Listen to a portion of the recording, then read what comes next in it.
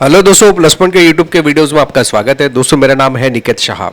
दोस्तों आज के इस लेक्चर में हम लोग सीखने वाले हैं कि जो ट्रांसफार्मर का रेटिंग है वो केवीए में रहता है और मोटर्स के जो रेटिंग्स रहते हैं वो केडब्ल्यू में यानी कि किलोवाट्स में रहता है।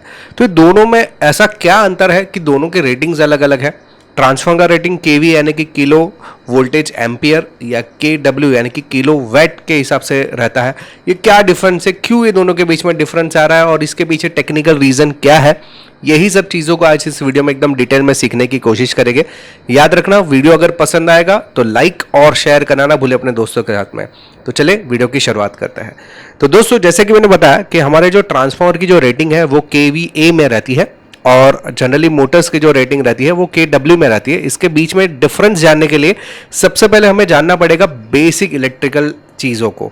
तो बेसिक इलेक्ट्रिकल में आपको दो चीज़ों से शुरुआत होती है।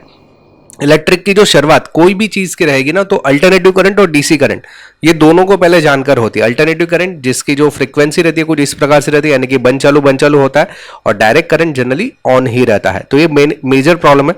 लेकिन हमारा जो कंसर्न रहता है वो मेजरली एसी करंट के ऊपर हम लोग बात करने वाले, यानी कि मैं जो आज बात करने वाला हूं वो एसी सप्लाई के ऊपर ही बात करूंगा। तो अल्टरनेटिव करंट यानी कि एसी सप्लाई में पावर रहता है और पावर तीन प्रकार के रहते हैं। कौन से मालूम है? एक रहता है टोटल पावर, एक रहता है एक्टिव पावर और एक रहता है रिएक्टिव पावर। कौन से पावर के प्रकार कितने हैं? एक रहता है टोटल पावर, एक रहता है एक्टिव पावर और एक रहता है रिएक्टिव पावर।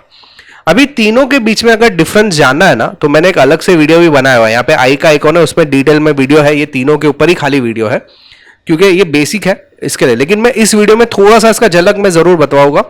तो चलिए सबसे पहले जान लेते हैं total power, active power, reactive power एक एग्जांपल के जरिए। मान लो कि एक मोटर है, मोटर को मैं सप्लाई देता हूं, फेज और न्यूट्रल का मैंने सप्लाई दिया, तो मोटर क्या हो जाएगा? घूमना चालू हो जाएगा, करेक्ट। तो जब भी मोटर घूमता है और जो सप्लाई दिया जाता है उसको बोलते हैं टोटल पावर। क्या बोलते हैं? Total power. और टोटल पावर में क्या आता है? वोल्टेज और करंट जब भी पूरे की तरह से अंदर जाता है तभी ये मोटर घूमता है।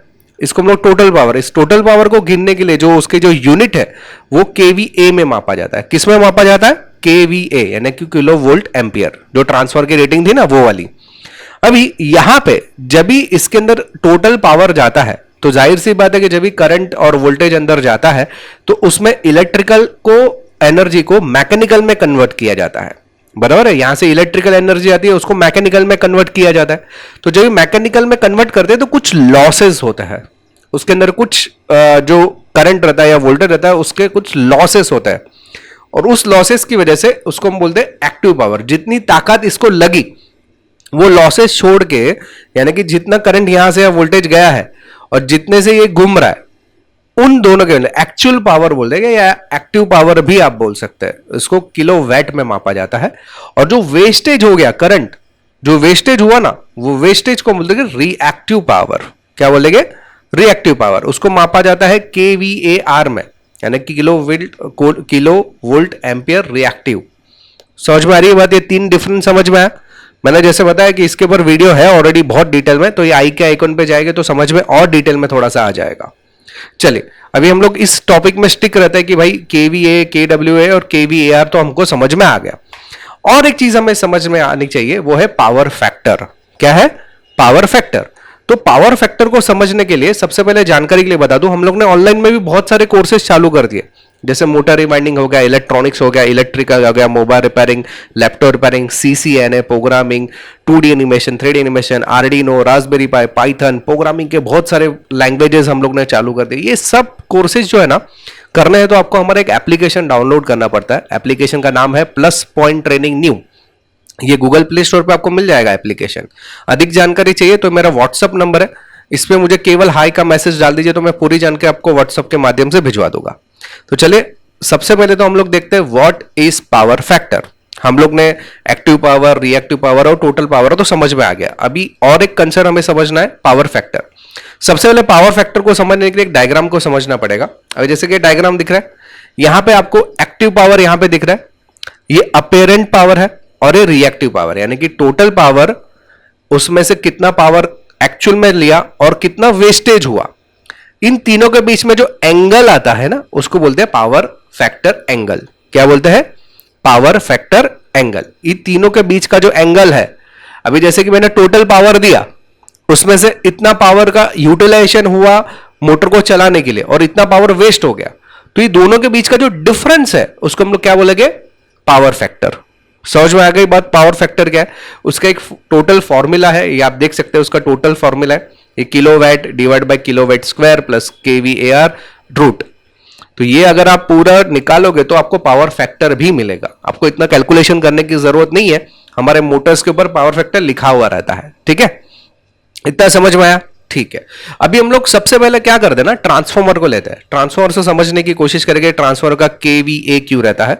तो बेसिकली ये तीनों जो चीज रहती है ना, मैंने जो बताई अभी, एक्टिव पावर, रिएक्टिव पावर और समझो टोटल पावर, ये तीनों की तीनों चीज जो रहती है वो तीन चीजों पे निर्भर रहती है, यानी कि आपके लोड पे निर्भर रहती है। और आपका लोड तीन प्रकार का होता है। कौन से प्रकार का? एक रेजिस्टिव लोड हो सकता है, एक इंडक्टिव लोड हो सकता है और एक कैपेसिटिव लोड हो सकता है। लोड के कितने प्रकार है? रेजिस्टिव, इंडक्टिव और कैपेसिटिव। ऐसे तीन प्रकार के लोड के ऊपर ये सब चीजें डिपेंड करती है। अगर आपको लोड ही मालूम नहीं है तो पावर फैक्टर मालूम नहीं पड़ेगा। समझ में आ रही बात? वो आगे डिस्कस करते हैं। मान लो कि ये ट्रांसफॉर्मर है। ट्रांसफॉर्मर की खासियत कैसी है? उसमें दो वाइंडिंग रहती है, एक वाइंडिंग यहां पे रहती है और एक वाइंडिंग यहां पे रहती है। उसको बोलते हैं प्राइमरी वाइंडिंग, एक रहती है सेकेंडरी वाइंडिंग। जब भी सप्लाई यहां से दिया जाए तो सप्लाई क्या करता है, इस कोर के माध्यम से, कोर ये एक प्रकार का आयरन कोर रहता है जिसमें छोटे छोटे टुकड़ों बना के ये आयरन कोर की मदद से ये इलेक्ट्रिसिटी ट्रांसफॉर्म होती है, यानी कि ट्रांसफर होती है एक कॉइल में से दूसरे कॉइल में। यहाँ पे इलेक्ट्रोमैग्नेटिक फील्ड बनता है और फिर ट्रांसफर होती है, तो यहाँ पे दूसरी बाजू आपको इलेक्ट्रिसिटी जनरेट होती है जिसमें वोल्टेज कम या ज्यादा हमें मिलता है।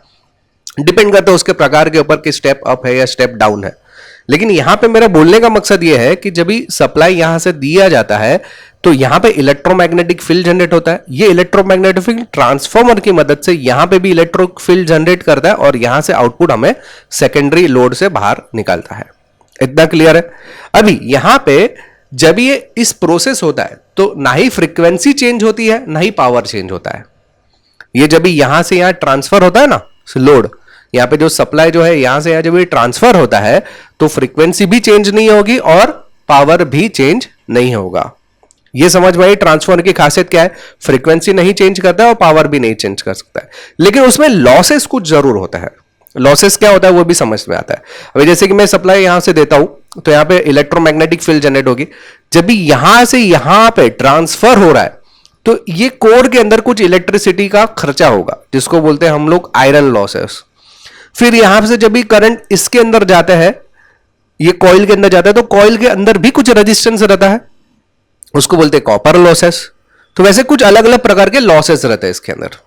ठीक है, क्या हो गया? ट्रांसफॉर्मर में लॉसेस जो है वो जनरली, ऐसे तो बहुत सारे लॉसेस है लेकिन मैंने जनरली दो लॉसेस आपको बताया, एक आयरन लॉसेस जो कि कोर की वजह से होता है और एक कॉपर लॉसेस जो कि वाइंडिंग की वजह से होता है।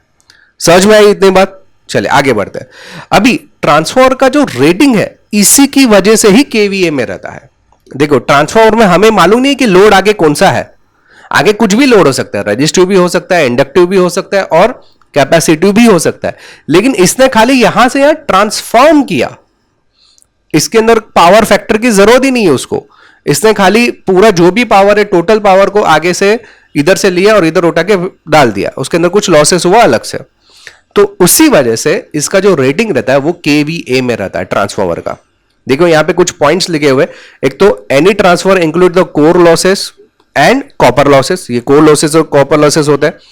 Core losses is based on input voltage, यानी कि वोल्टेज के ऊपर से कोर वोल्टेज, यानी भाई जितना वोल्टेज रहेगा उसके अनुसार यहां पे कोर लॉसेस जो होते हैं ना, कोर लॉसेस यानी कि आयरन लॉसेस जो रहता है वो आपके डिपेंड करते हैं वोल्टेज के ऊपर, और कॉपर लॉसेस जो रहता है वो बेस करता है करंट के ऊपर। अगर करंट ज्यादा आ रहा है तो कॉपर लॉसेस ज्यादा हो गए, करंट कम आ रहा है तो कॉपर लॉसेस कम हो गए। तो ये दोनों चीज पे डिपेंड करता है, वोल्टेज और कॉपर के ऊपर।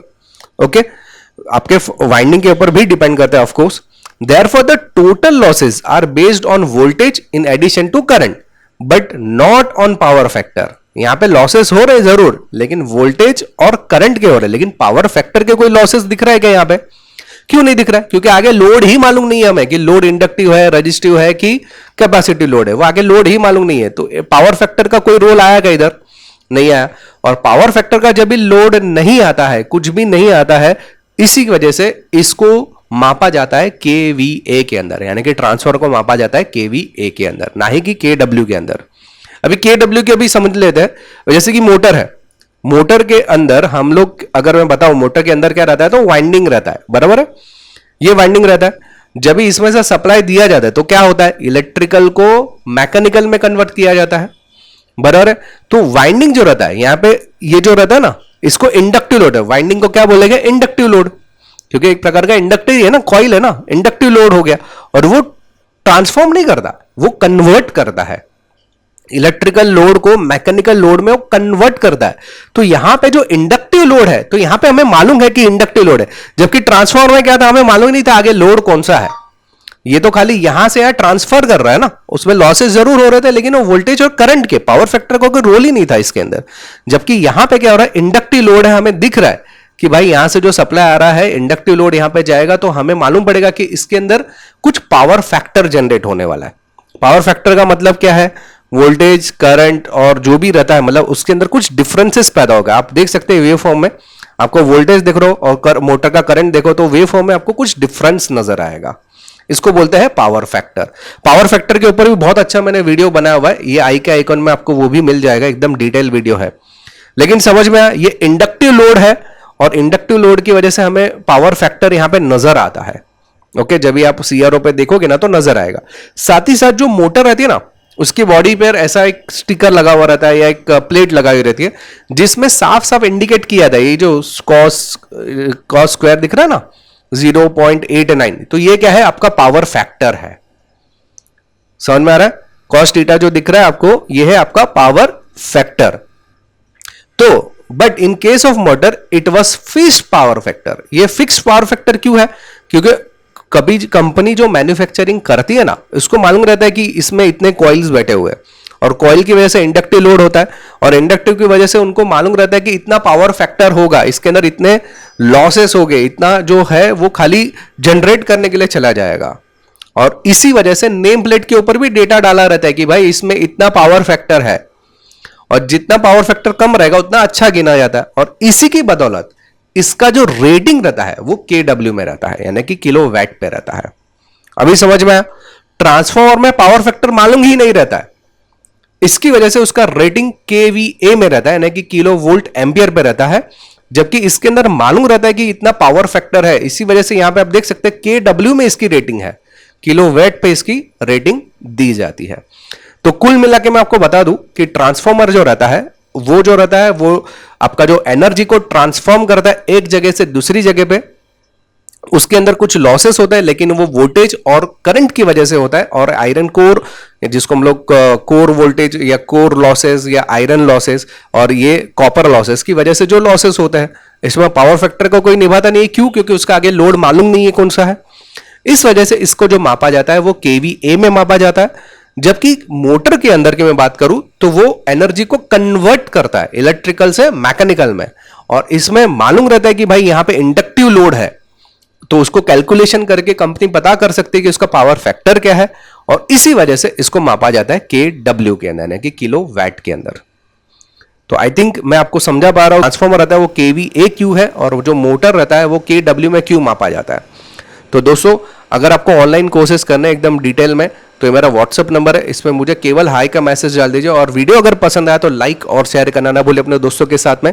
साथ ही साथ अगर आप नए हैं चैनल के ऊपर, तो मेरा प्लीज़ प्लीज़ प्लीज़ मेरा जो चैनल है उसको सब्सक्राइब कर लो, बेल का आइकन दबा दो। और कोई भी क्वेरी रहेगी तो कमेंट में ज़रूर लिखो कि भाई सर इस टॉपिक के ऊपर वीडियो बनाए, इस टॉपिक पे वीडियो, मैं ज़रूर कोशिश करूँगा वीडियो बनाने के लिए।